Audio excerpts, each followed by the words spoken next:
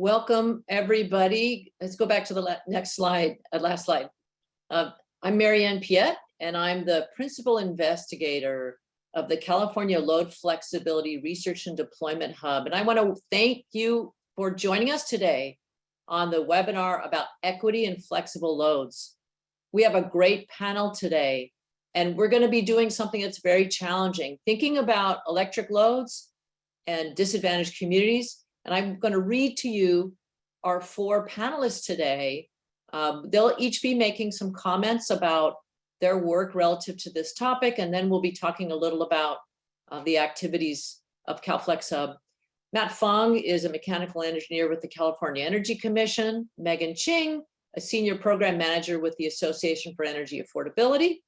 Alejandro Castellan, Bay Area Associate Director of Rising Sun Center for Opportunity, and Nicole Hannes, who's a project scientist here at Berkeley Lab.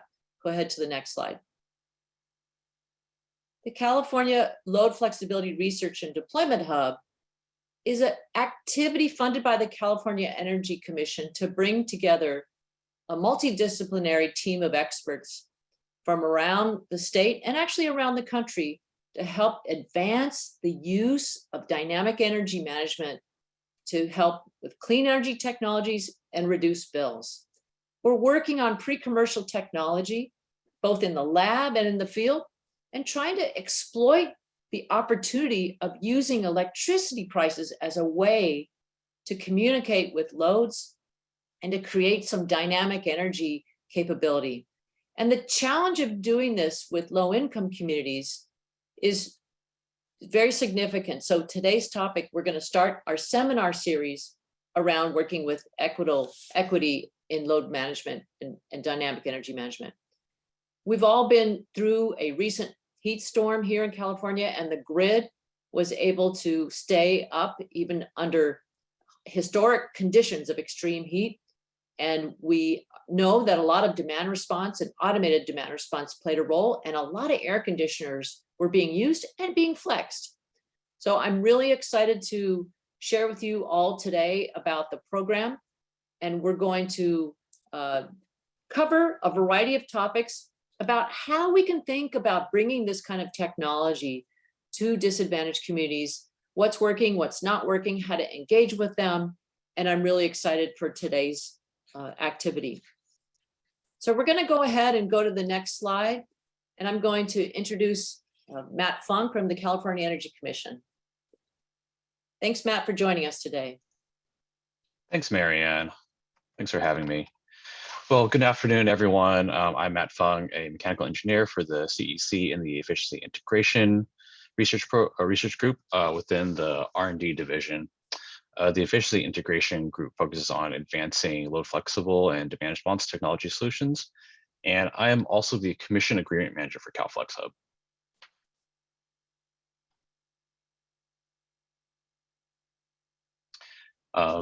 The CEC has two main R&D programs, one funded by electric ratepayers called EPIC, and the other by gas ratepayers. The EPIC program is funded by electricity ratepayer surcharge from customers of the state's 3 electric investor-owned utilities.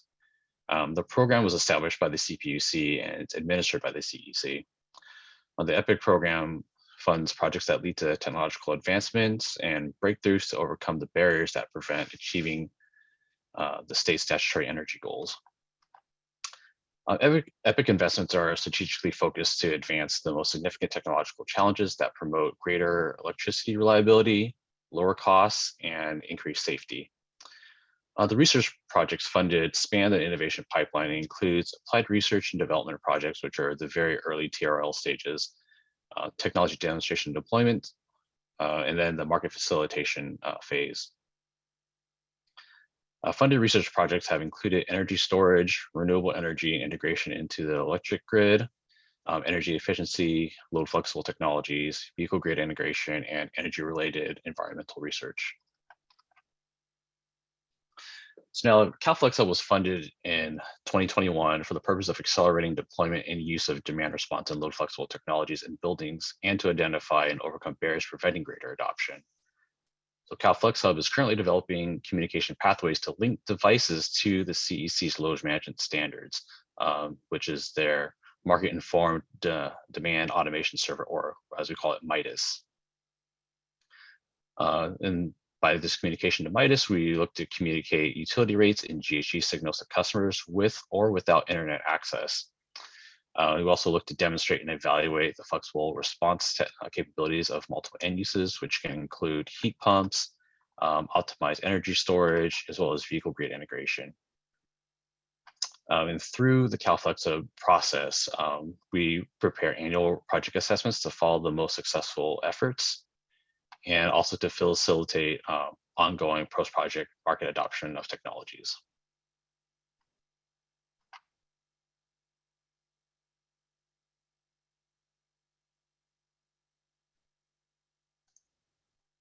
Hi, everyone. My name is Megan Ching, and I'm a Senior Program Manager at the Association for Energy Affordability.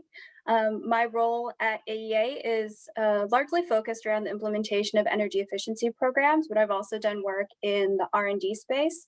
And today I'll be talking about our work with the Water Saver program. Next slide. So a little bit about us. AEA is a nonprofit organization that is dedicated to achieving energy efficiency in both new and existing buildings, with a particular focus on working with affordable and disadvantaged communities.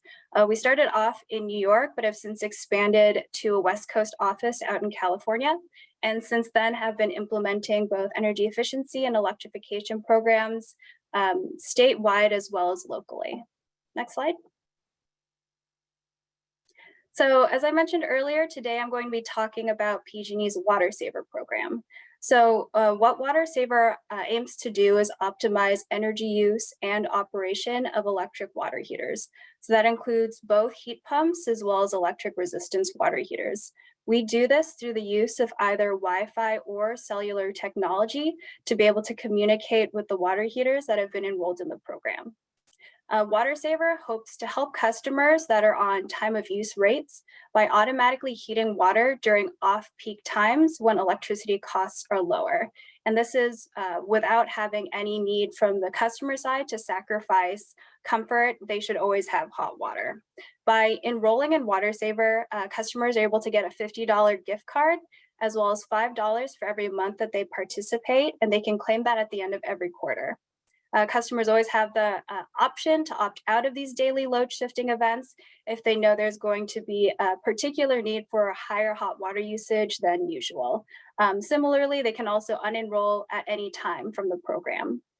For this panel discussion, I'm going to be focusing around our work with the San Joaquin Valley communities.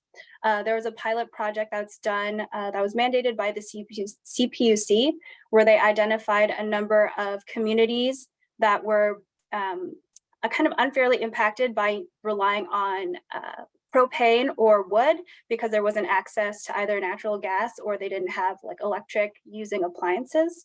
So Water Saver has been interacting with that SJV pilot program to work with those communities that decided to move forward with electric appliances. Thank you.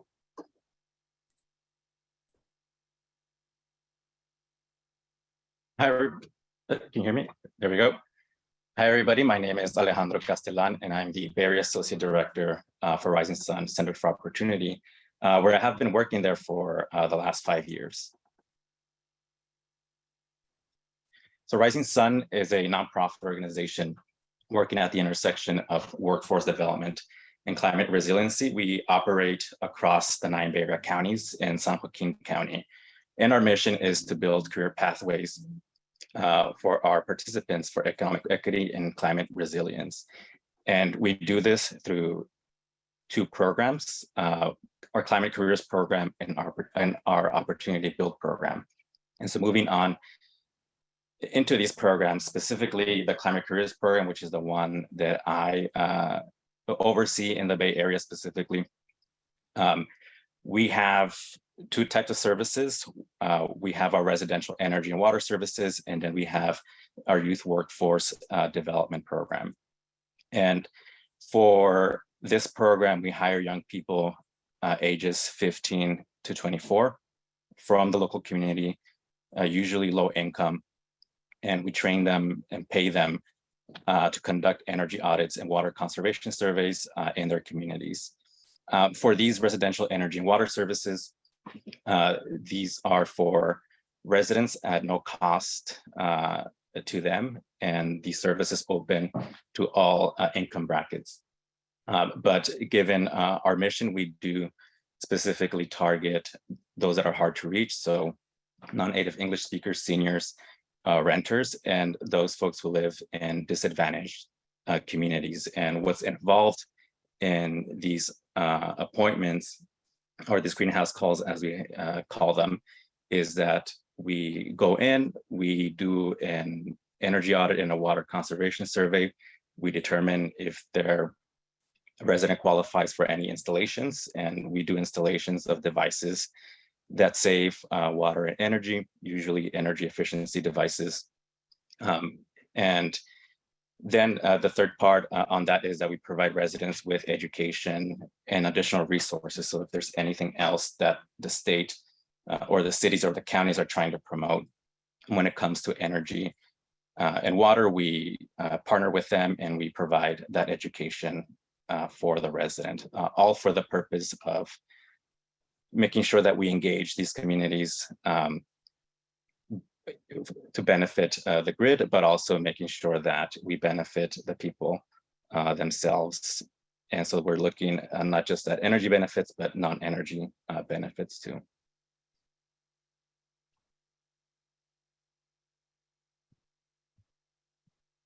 Hello, everyone. My name is Nicole Hannes, and I'm a project scientist at Lawrence Berkeley National Lab. My research focuses on electricity grid reliability and resilience, data center energy efficiency, and energy equity. So today I'm going to be talking about a proposed research project to develop electricity equity metrics. At Berkeley Lab, we lay out 4 pillars of our research in our strategic plan: inclusion, diversity, equity, and accountability. I believe that equity metrics are necessary for advancing energy justice in the US, and when properly accounting for equity in our research and the work beyond the lab, we can more efficiently target aid and funding. We can increase economic activity in communities of real need through infrastructure projects or other programs that we were talking about today. And we can find ways to co-optimize energy planning to account for decarbonization, resilience, and equity goals. In fact, the US Inflation Reduction Act, or the IRA, appropriates $2.8 billion for environmental and climate justice block grants for community-based nonprofit organizations. So, for instance, I think this money could be used for the program that Alejandro was just describing. So this money could also be spent on community education programs about demand response and identifying which customers could benefit the most from such programs. Currently, there are no standardized energy equity metrics that exist today. There are some frameworks that are forthcoming, but they're mostly qualitative or they're developed in silos, and they're often hard to compare across multiple jurisdictions. Thank you. So I'm proposing a research project to develop electricity equity metrics that are modular blocks, and they could either be assessed separately or stacked into a composite electricity equity score, like shown in this graphic.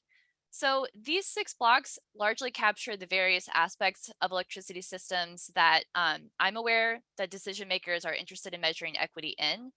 So for instance, grid connection is about identifying what rural and islanded communities lack connection to the grid. But you could think beyond the electricity grid here. You could think maybe about access to broadband, which is necessary for DR programs. And with the reliability and resilience metrics, this is mostly concerned with outage data and looking at how frequent or how long of a duration the outages are and how these outages are distributed across communities. Affordability is obviously a major component of electricity equity. Here we could consider the energy burden of customers and how demand response might improve affordability overall. Health and environmental impacts can encompass a few different variables. They could look at outdoor air quality, so pollution from nearby plants. You could look at indoor air quality as well. You could also think about having access to critical infrastructure within your home. And you could also think about exposure to extreme heat. Finally, I think it's important to measure access to distributed energy resources, including storage, as well as other demand flexible technologies such as heat pump hot water heaters. So once you standardize these blocks, you can select the stacks that make the most sense for the technology, policy, or perspective that you're analyzing. So in a way, this modular approach is similar to the standardized cost test, which some of us might be familiar with, which identify which costs and benefits are appropriate to include for varying perspectives. So there's different BCAs or benefit cost analyses for a societal perspective versus participant cost perspective. With these stacks, you can compare different energy justice programs that will have different costs, but result in different gains in equity. So for instance, you could compare a $2 million program that has an output of an equity score of 100 compared to a $1 million program that has an equity score output of 80. So Berkeley Lab will be developing this framework over the next couple of years. And hopefully we can talk today a little bit about how metrics could help analyze some of these demand flexibility programs that we're talking about. Thank you. Thank you so much, Nicole. So we're going to have everybody turn on their cameras now, and we're going to have a little bit of a discussion about what you just heard. I want to start by acknowledging and sort of summarizing what you just heard. Matt gave you an overview of the EPIC program and CalFlexHub, and we're extremely lucky here in California to have the EPIC program that helps us conduct seminars like this and research to help advance things like load flexibility and, even more importantly, equity and load flexibility. You heard from Megan about the Water Saver program, but also the San Joaquin Valley program, which we'll talk about in a few minutes. And it's very exciting to see what we're trying to do to bring new energy services to some of the disadvantaged and low-income communities. Alejandro's activities around training and workforce and delivering programs are critical because none of this happens without teams on the ground. And then Nicole gave you kind of a summary of looking at the future and how we develop the metrics around characterizing equity in utility programs. And that's a really important pivot from what we've been doing for decades. This is the Rising Sun and Association for Energy Affordability have been doing what they've been doing for many years, but we're hopefully doing more of it and making sure everything we do has some awareness of these issues. So I'm going to start with a super practical question, because when we think about disadvantaged communities, there's a very broad variety of people in those communities, but we've just been through an extraordinary heat wave. And when we think about that heat wave, we think a lot about people in the Central Valley, where it was super hot. It was hot all throughout California, but extremely hot in those areas. And folks in those areas may not have a housing stock that can handle that kind of, they may not even have air conditioning, and they may have really suffered. So one of the things that we start with is the idea of a utility bill, and how can we actually engage with the disadvantaged communities and help them understand what technologies might help. And it may be an awning or a better window or a dynamic air conditioner. So we think about air conditioning loads and things like water heating, which we're still is happening throughout the year. Air conditioning is obviously a seasonal load. And Megan, can you tell us a little about the Central Valley, the San Joaquin Valley program, and how do you engage with those communities to help them understand what technologies are available to reduce their bills? Absolutely. So for the San Joaquin Valley pilot projects, Water Saver is just one piece of the puzzle. So customers have already been engaged with implementers of energy efficiency electrification programs.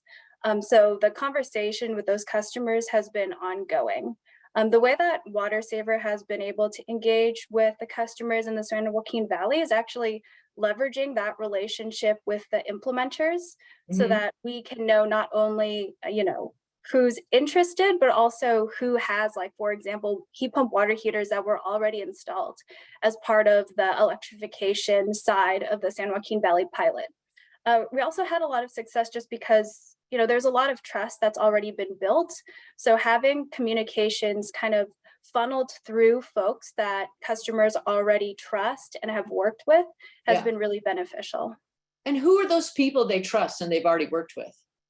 The implementers that we've been working with are Richard Heath Associates, and they have contractors who are going out and installing all of these different energy efficiency and electrification measures. Thank you. And Alejandro, what's your sense about that? How do we engage with those communities, and how do we help them understand how these technologies might influence their bill? Yeah, so I think what Megan mentioned was very important. She mentioned there's various levels of engagement and introducing of concepts and technologies as folks are going along their energy journey.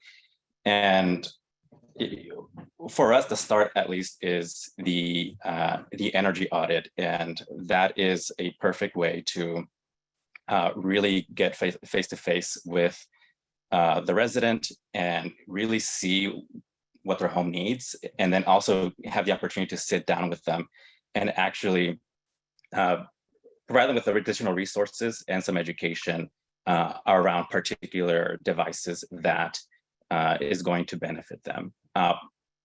Another word about partners, because getting into the home is also another step further, but even before that is how do they know about us? How do they know about all these programs, and how do they build the trust to actually let us into their home? And for us, at least, in the Bay Area, that has been our counties and cities partners. So co-sponsoring our programs with them has been very successful, and folks actually reaching out back to us. And as we approach them and we talk about what particular devices is going to save them energy, one of the things that they, and I speak from my perspective because our programs are no cost to them, so they don't necessarily have to worry about that initial cost for, at least for the services that we install. But they also don't, they want to be given a number right from the beginning, and it's hard to say exactly how much it's going to save them. But as long as we give them averages up to this amount, this is how much you're going to save. This is the amount of effort you're going to have to put in. Hopefully it's the least effort. But having that face-to-face communication with them during the appointment, but also even before then when we're engaging with them at various events where we are promoting our programs. Yeah, that's really interesting. It's impressive that both of your organizations have that knowledge to draw on, and the idea of partnering through the city makes a lot of sense. But a lot of us may not have a relationship with the city, but I guess they trust the city to be thinking of what's good for them and what the value proposition is. So that's really interesting.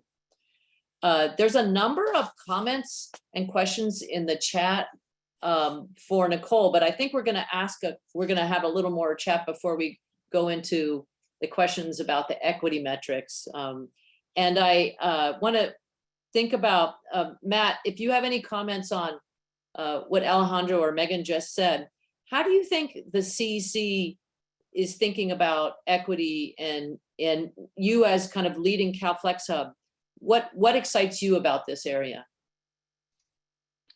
Well, I think for me, just being able to reach more Californians than we kind of typically think about, because one of the things that we want to do is we want to make sure that all Californians benefit from, at least the benefits of CalFlexHub, and not just, the haves.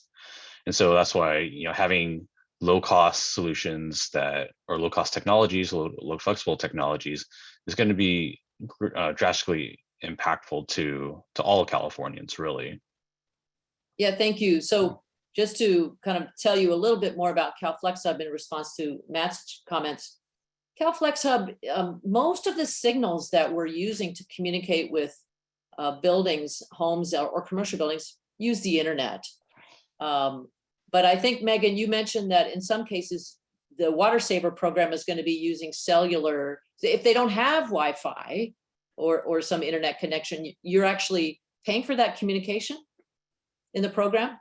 Yep, that's correct. So whenever there's a water heater that has integrated Wi-Fi, we will leverage that. However, there are several water heaters out on the market that are capable of being connected to, but need an additional device to do so. So the program is able to provide that device at no cost. But, it does kind of open up a whole other conversation of, is there Wi-Fi in the home? And then if not, we can use cellular to communicate. However, we found in San Joaquin Valley that cellular service is also pretty spotty. So there are definitely technological challenges to being able to have, all communities able to participate in this like flexible kind of demand response programs. Yeah, and one of the things that we're looking at is the role of FM. So we're also thinking about using FM to broadcast prices, and is that a viable solution? How much might it cost? How would we actually do it? And the Water Saver program from PG&E will be one of our partners because there will be some FM capabilities in some of those water heaters. So we're excited about that. So I have a question. Nicole, now you have a third comment. There's a bunch of them coming in, but I'm going to ask a couple more before we turn to you, and you'll be able to respond to those. I'm curious, Alejandro, when you think about price responsive technologies, Rising Sun's been doing most energy efficiency, but you've also been doing a little bit of demand response work. Can you talk a little about what you guys have been doing in demand response? Yes, so we've, like I said, we mostly engage in energy efficiency, but we've had programs where we actually install smart thermostat devices and promote, and partnerships with other organizations promote the signing up for programs with smart plugs. So the type of programs where if you reduce your load during peak hours, you might get some money from that depending on the load size. And those I think are very successful with folks. Folks respond very well to those, specifically because, well, particularly the smart plugs, because those are things that they can just plug in and they don't have to worry about it. The organization that controls the smart plug can just shut down the power at the time that they've said. And then when it comes to the smart thermostat program, like I said, those are very well received from folks. I think the challenges that come up is not so much that they don't want to install them. It just has to do with the housing stock, whether we are actually able to install a smart thermostat. And then if we do, there does have to be some education around pre-cooling the home and programming the smart thermostat so that they're actually able to reduce the load during peak hours using the smart thermostat. Yeah, thank you. We're in CalFlexHub.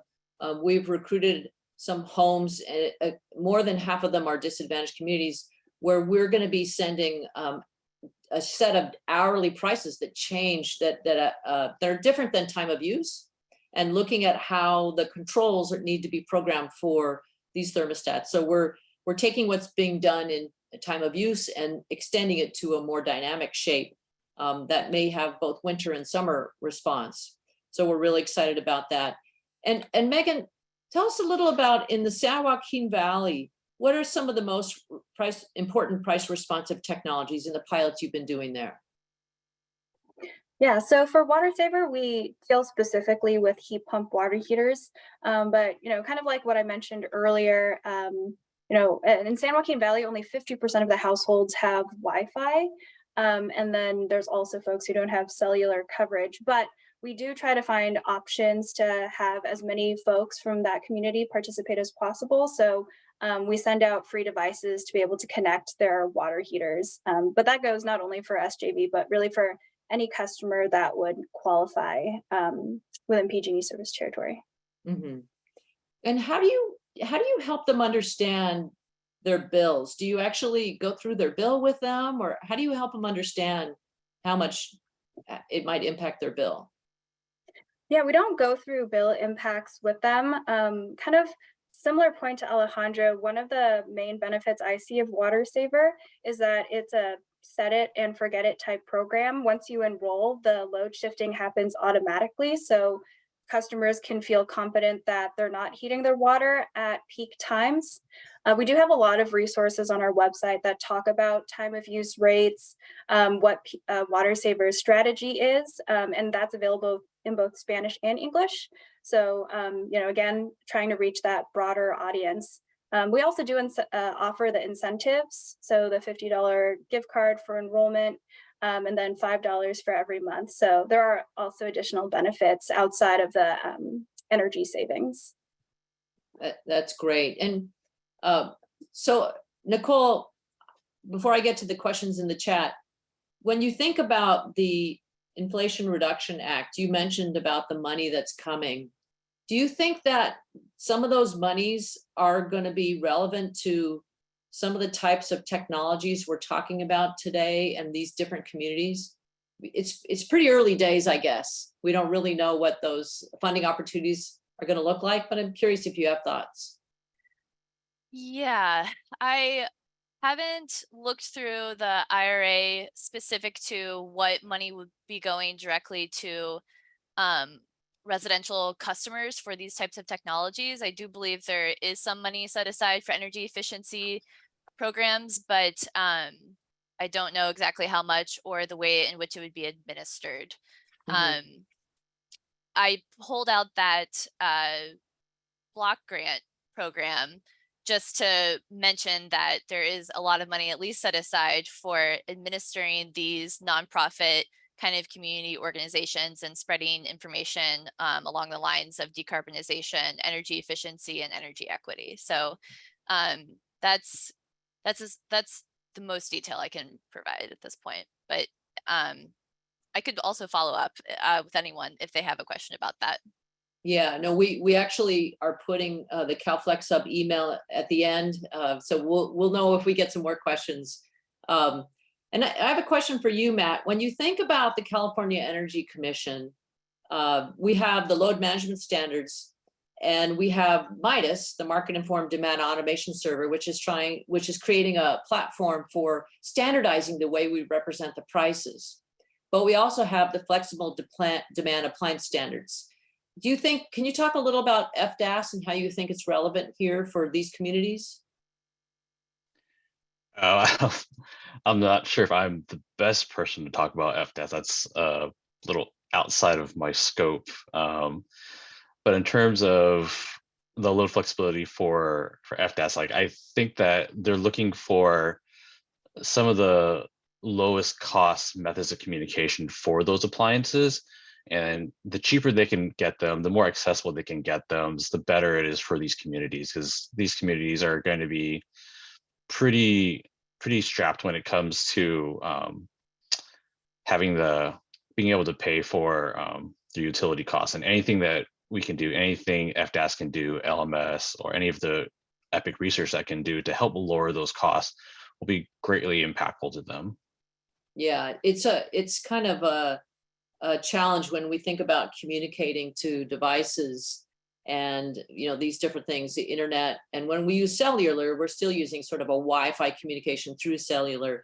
And then FM has to be very simple signals, not through an aggregation service provider or automation service provider. So it is kind of a portfolio of activities there.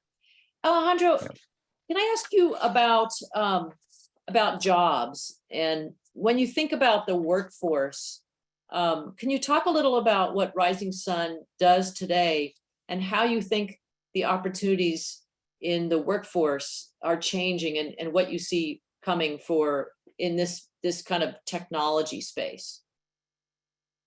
Yeah, so definitely when we're talking about one of the barriers for electrification, for example, there is a shortage of installers that are competent in installing heat pumps, for example.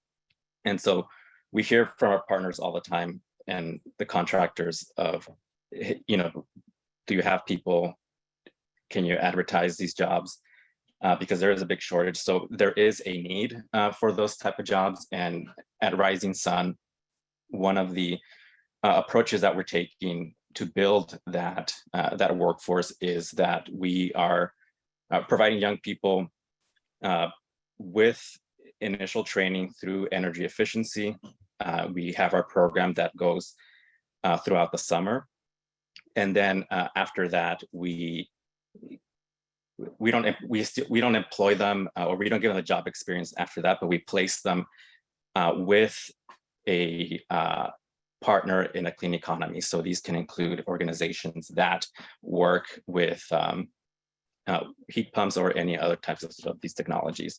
But the key thing here in terms of organizations being able to take them on, and for us to be able to place them, is that there has to be that initial risk that we're willing to take and that they don't want to take for them to take them on. So what that means for us is that we actually are still paying the young people to work with other organizations. So it's not a cost for that organization. And then after there's that trial period, for us about 140 hours, then they can decide, if they want to take them on full time. And hopefully that is our goal for us, is to build competence for them to take them on full time, and then build that workforce in the future. It's a long-term strategy, but I think it's definitely necessary. And one of the challenges, though, that we're still looking at for this type of work is the pay, making sure that it is a sustainable wage. And unfortunately,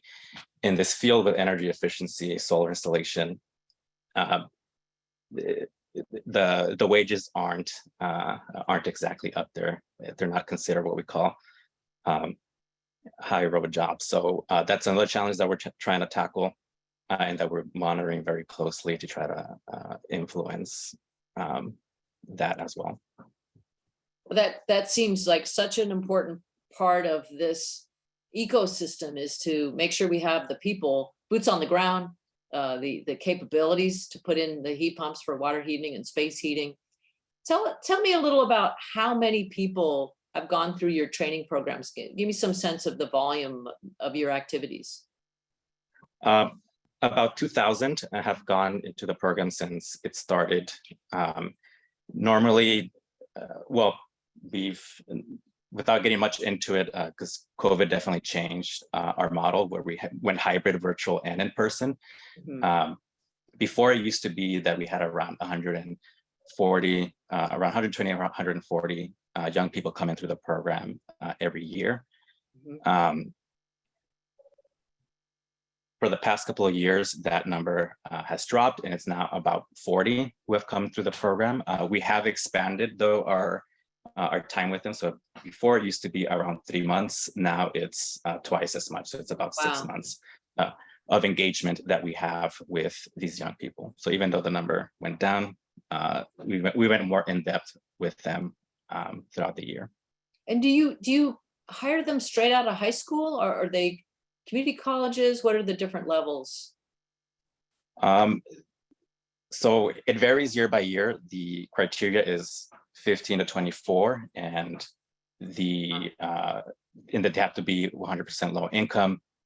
But yes, we do recruit at schools, mainly because that's where they are, although we are moving more into youth who are disconnected from work and from school. Mm. Okay, yeah, that's really interesting. Find the kids that are hard to reach. Yeah, and who need it the most.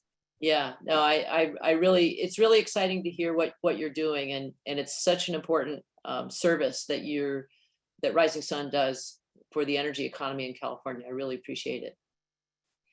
So there's a couple of questions in the chat, and Nicole, my guess is you may have glanced at them.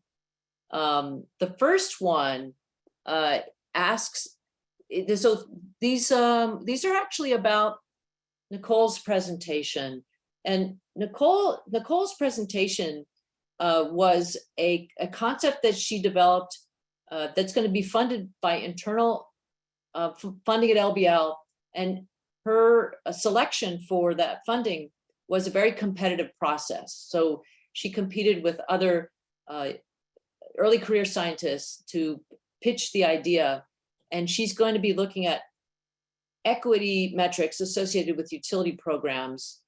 Demand side management's been around for decades, and we're now thinking about what are the equity implications of these different programs? So the first one was about how your framework compares to the energy equity project provided by the University of Michigan. I don't know if you actually had a chance to look at that link. I was curious what your thoughts are. Yeah, so I think that's a great question. And this report just came out very recently. And I actually had an opportunity to speak with Professor Tony Reams about this work. He works with Justin Schott, I think that's how you say his name, at the University of Michigan on this project. And so I've been aware of this work for about a year now, and just saw this report come out like a couple weeks ago. And really the thing to point out is kind of what Mary said, is that this work is proposed, and so it doesn't yet compare. There's no real comparison to draw just yet. But the idea is that I would be focusing on distributive justice equity metrics. So this report kind of has an analysis of, I think, 4 different energy justice tenets, and one of them is distributive justice. And so mine would be kind of digging a little bit deeper into what are the components of distributive justice that we can measure. I think the other thing pointed out in this report is that there isn't a lot of publicly available data. And so one idea in the next 2 years would be for me to partner with a utility who is interested in putting together equity metrics on these topics of reliability, resilience, connection, affordability, and access to different technologies, and actually put some numbers to this issue, and provide data on the issue as well. And then once we showcase this proof of concept for one service territory, then that would be something that, for instance, could show up in a energy equity project framework report V2, right? So I think that the idea of this report is that it would come out somewhat cyclically. And so this work would be done in some sort of partnership with this group, because they are definitely far along in their analysis of the snapshot of the United States right now. And so I wouldn't want to do anything without their feedback and their insights. Yeah, that's great that you're already aware of that. That's exciting. There's also a question from Stephanie Wayland about your equity metrics and the weighting. And Stephanie asks, is the plan for the quantitative metric, how do you plan to value the various parts of the metric? Yeah, so you're right in what you perceived, and the way I set up the graphic currently is that, these would be equally weighted. The first step, though, is just finding a way to quantify them. And so I think that'll be a pretty big challenge, is finding data that is representative of the issue, essentially trying to be measured. But once that data is collected and a framework for analyzing it across different communities is set up, then the idea is you could maybe make a second framework on top of this, doing some sort of multi-attribute utility function, working with your service or the demonstration partner. If that's a utility, thinking from the utility's perspective, perhaps thinking about a really specific program like renewable energy procurement at the utility scale, and saying, okay, how do we want to measure equity in procurement? And what are the outcomes we're looking for? And once we determine the outcomes that we want to look for, then what are the equity components that we want to measure? And do we weight them differently? The way that I've conceived of it here, equal weighting is kind of more tied to the BCA analyses and the cost test, where there isn't a difference in weighting. It's just a difference in what benefits and what costs are included in different benefit cost analysis perspectives. And so you perhaps do multiple perspectives for an energy efficiency program to see, does this win across society, across the participant, across the utilities perspective? If it wins across all of those perspectives, if the BCR, the benefit cost ratio, is greater than 1, then this is a good program, or this is a trade-off we're willing to make in terms of costs. So yes, right now I'm thinking let's not worry about the weights just yet. Let's just make sure we quantify things accurately for the program that we have in mind for studying, and see if it makes sense from that baseline perspective. That's a great answer. Thank you for that. And then similarly, you got a question about the concept of affordability versus energy burden. Is the affordability metric different from energy burden? Yeah, so there's a few different definitions around energy burden. A lot of times it comes down to how much of the annual income or monthly income is used on energy costs. And sometimes people further break that out into electricity versus natural gas costs. Sometimes people combine them and then also include other services like water.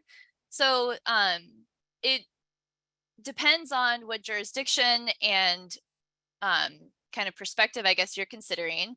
And then also sometimes people set different thresholds for what is affordable. So sometimes it's 10% of the annual or monthly income.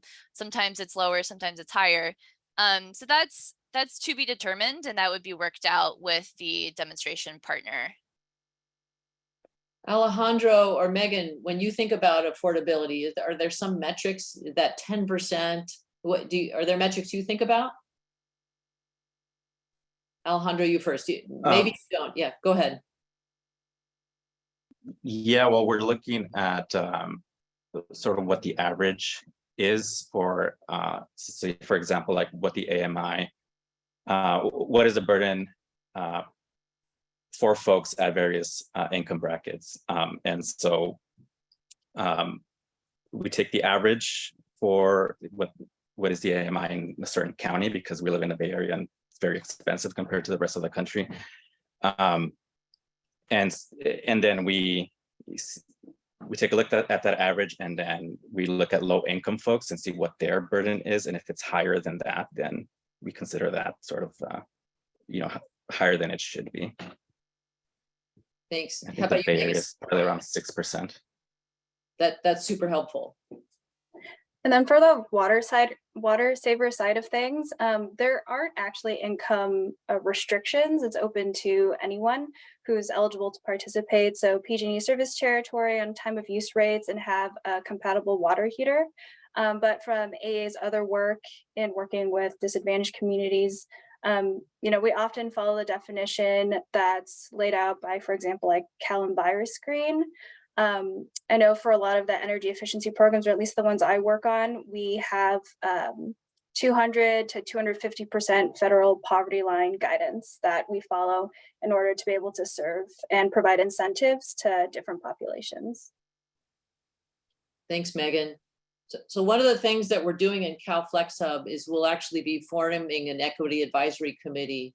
So that's this webinar is a great way for us to kick off the discussion and learn, because it's a growing field, and we really appreciate today's discussions.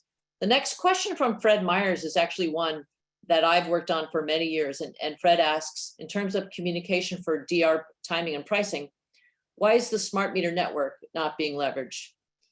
And in fact, the network is being leveraged to provide 15-minute or hourly data, but the Zigbee radios that came with those smart meters are not being used because there were a number of problems with the Zigbee profile, which something was called SCP1. So there have been some programs that are using the Zigbee radios for communication, but there's been limited, there are problems sometimes with the lack of interoperability with the Zigbee devices, and with, depending on where that radio is, where that meter is, it could be pretty far from parts of the house where the thermostat is. So that's why we're using Wi-Fi. And Steph Whalen asked a little bit later about how we're thinking about the cost effectiveness of different communication pathways, internet, FM, cellular. A lot of the work we've been doing has assumed that the internet is there. And we know it's not. So when it's not, then we have to figure out some way. And we're not actually we're definitely looking at the question, and we'll be looking at the question of what it might take to build an FM portfolio. And we will definitely look at the Water Saver program and how PG&E is paying for the cellular communication. And a lot of the smart devices in homes, a lot of those higher income houses have that Wi-Fi and the lower income don't. So this is one of the challenges, is sending communication to the homes that don't have it. And it was interesting, Megan, to hear that even the cellular service is limited in some areas. And the FM may be as well. So we're certainly, that's a question we're looking at. And we really appreciate bringing up that question, and we'll continue to explore how we can improve our ability to get signals out to all homes. So Pierre Bull asked a question: are there good examples of local government, religious institutions, and local communities and enterprises who are engaging in outreach in certain communities? And what are the key aspects making these institutions stand out? And Alejandro, how about that? Local governments, religious institutions, and local enterprises. Yes, for us, at least with Rising Sun, our big partners and coalitions that we have here in the Bay Area, I think of the Bay Area Regional Energy Network, whose sole purpose, well, not sole purpose, they are a program administrator in California, but they focus on building relationships with counties specifically. And then we partner with those counties to make sure that they help us spread the word. And some of the things, for example, that they do that's really, really helpful, is very, very effective, is direct mailers with their county letterheads. And then over in San Joaquin County, we have the Transformative Climate Communities, or TCC. And I think the quality about this, which is something that Megan mentioned at the beginning, is trust. And so we go with, for example, when we try to do outreach, whether we're reaching out to a religious institution, a food bank, a senior center, these are all organizations, or another nonprofit, these are all organizations that we reach out to build relationships with them, because we know that their members are, that go there, they trust those organizations. And so trust is really the big thing. And if we know that there's an organization that's trusted by the community, then we go to them to spread the word. That's great. That's really helpful. Megan, any thoughts on that question? Similar. I mean, I think our strategy has been for engaging folks that already have heat pump water heaters or known electric resistance water heaters. It's been working with the programs that put them in, or have in other ways documented that they exist. And it's kind of going further up the chain, right? Because we're working with programs that have interfaced with houses in the past, and how they interface with those houses can kind of depend on what their outreach strategy was. But from working on different energy efficiency electrification programs, I just echo what Alejandro said, of having information come from a trusted source like a city or county is really valuable, and usually results in higher response rates. That's really interesting. So we have 5 minutes left, and I'm going to say a few closing remarks in a moment. But before I do that, do any of you have things that we've missed in the discussion so far that you think are important to share with our audience?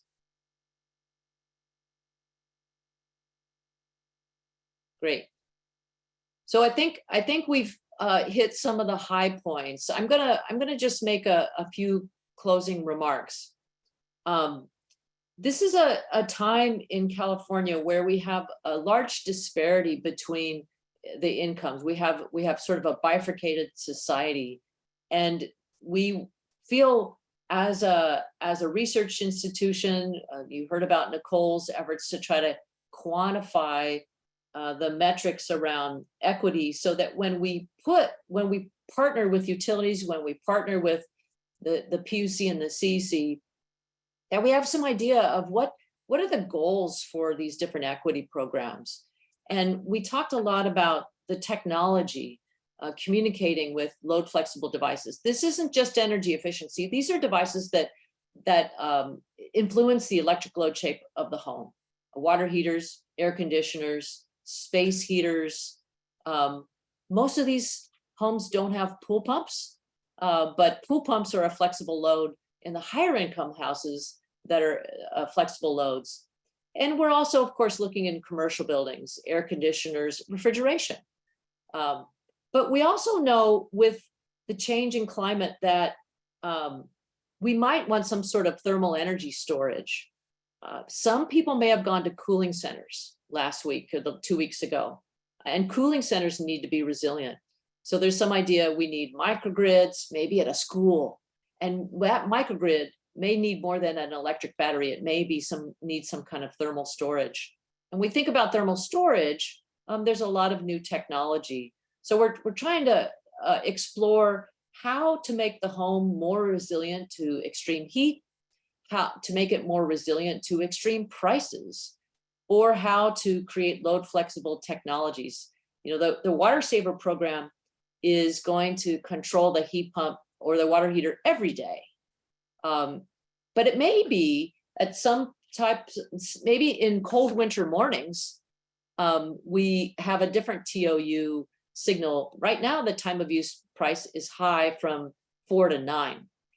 But in the future, as we have more heat pumps, we're going to have winter events, and we might have a time of use time in the morning when people are taking their showers. So this technology will continue to evolve. And we haven't talked about EVs, also electric vehicles. And I know there's a lot of interest in multifamily and EV charging at multifamily buildings to allow people to have shared vehicles. So we've hit on some of the key technologies. We've talked a little about heat pump water heaters and a little bit about smart air conditioners. But we want to continue to have a dialogue with all 5 of you, all 4 of you plus me. I was looking at the pictures and counted 5, to understand how we can make our research as impactful as possible, and that we're communicating with the stakeholders. And the stakeholders are obviously homeowners and renters. I know Ian Walker at LBL has a program where he's thinking about technology that people that doesn't stay at the apartment building. It's a heat pump that you can move with you. If you buy it and you're a low income renter, you get to keep that air conditioner, or you get to keep that water heater. It's actually portable.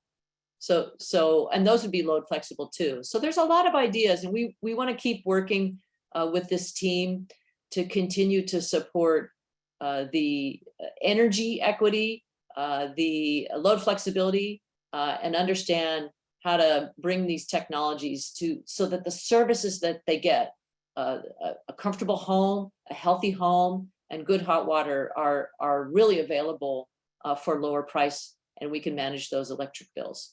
So I'm going to stop right there, and I want to thank Kula Addy and the team from Anna